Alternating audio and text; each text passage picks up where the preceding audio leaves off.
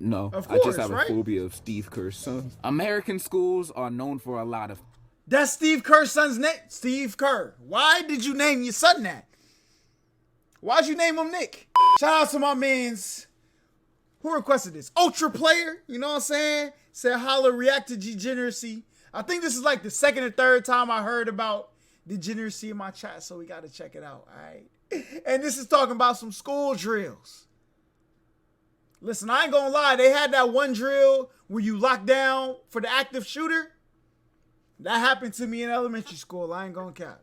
We face a multitude of natural enemies. We have the wild animals, the natural disasters. That arch was crazy. The Fire Nation, and worse yet, back it up, Steve Kerr's son. And throughout our lives, who is Steve Kerr's son? What about him? We are preparing ourselves if we ever suddenly find ourselves in a situation where we come across these obstacles. Normally in the grown-up world, we'll just shoot and ask questions later if we encounter these problems. And sometimes, half the time, it works every time. However, there are some occasions that humanity's natural enemies might come for us at school. And in case of those situations, we have school practice drills. Now, is that really why we have school drills? No, of course, I just have a phobia of Steve Kerr's son. American schools are known for a lot of... That's Steve Kerr's son's name. Steve Kerr. Why did you name your son that? Why'd you name him Nick? And everybody in the chat, especially my non-blacks, I need y'all to say Steve Kerr's son's name 5 times fast on the video and send it to me. I just want to see it. I just want to see it. That's it. Nick Kerr. Say it 5 times fast. I dare you. None of them are good things, but they are certainly things. And I remember in school, we'd used to have surprise emergency practice drills. You know, stuff like the fire alarm piercing our ears at 8:30 in the morning while we're still half asleep. And for me, these drills never made sense because each drill, they'd want us to act in a calm and organized fashion. Even in a situation when it's not a drill and it's the real thing, they expect students to just walk out calmly. That's just not reality. In a real fire drill, nobody gonna walk in a single filed line out the door. Everyone is gonna be running and sprinting. I ain't gonna lie, like I think my cafeteria caught on fire one time. Something caught on fire in the school, but hey, everybody walked out like decently. So, I mean, it kind of worked.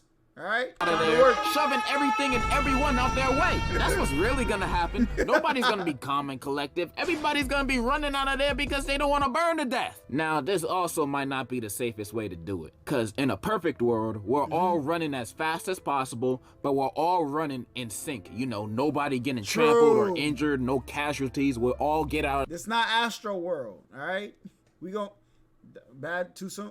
Oh my goodness. They're spick and span. The problem is that doesn't exist, and we have some slow ass people holding us up from us trying not to be burned alive. Fast students trying to run away and the slow students holding them up. But I don't want the slow students to get injured. You know, we're all human after all. I'm trying to get everybody out of there as safe and fast as possible. So I found a simple solution to that problem. Okay. During a real fire drill, all the slow people, you know who you are, stay The Office isn't funny. back in the classroom and wait for everybody else to run out. Then after, when everybody's gone, then you can go. You're gonna be burnt. You didn't get Chicken burned nugget during that time. Simple problems require simple solutions. This might sound inhumane, but I swear this is the best option for everybody. I speak for the people when I say this.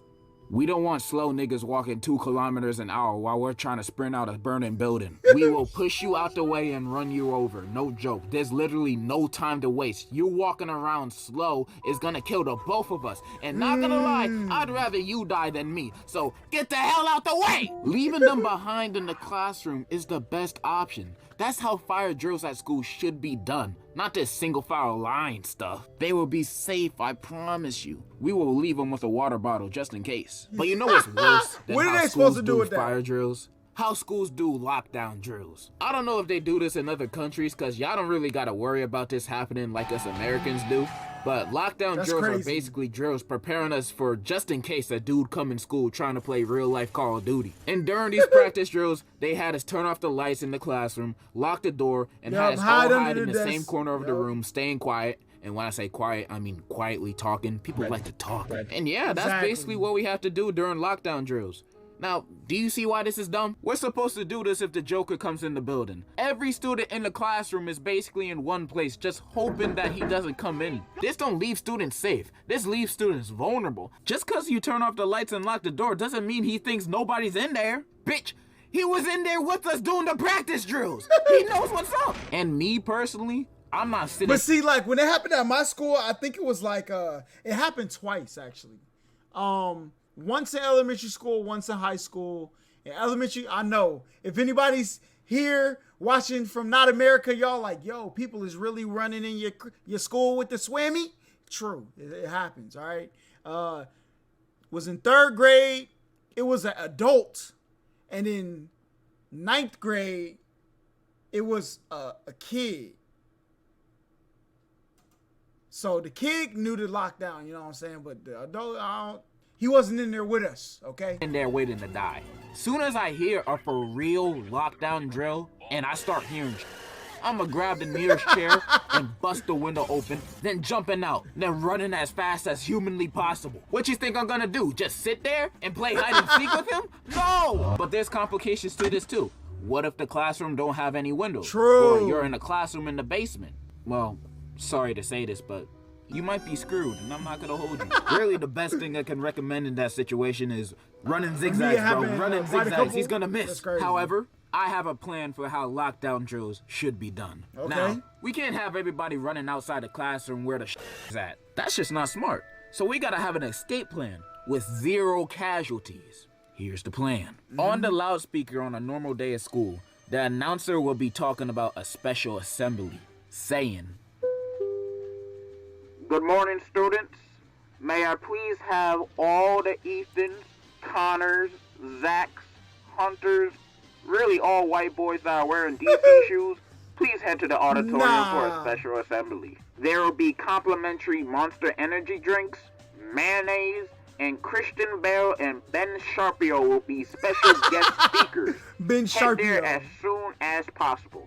Thank you." As soon as they hear that announcement, they're gonna be running out that door like animals. They're gonna get there as soon as possible. You had them at mayonnaise, bro. You had them at mayonnaise. We do this to get rid of all the quiet kids, cause one of them gotta be it, bro. One of them, bro. And the special guests don't actually have to show up. It's just a front so we can actually talk about the real plan with the students.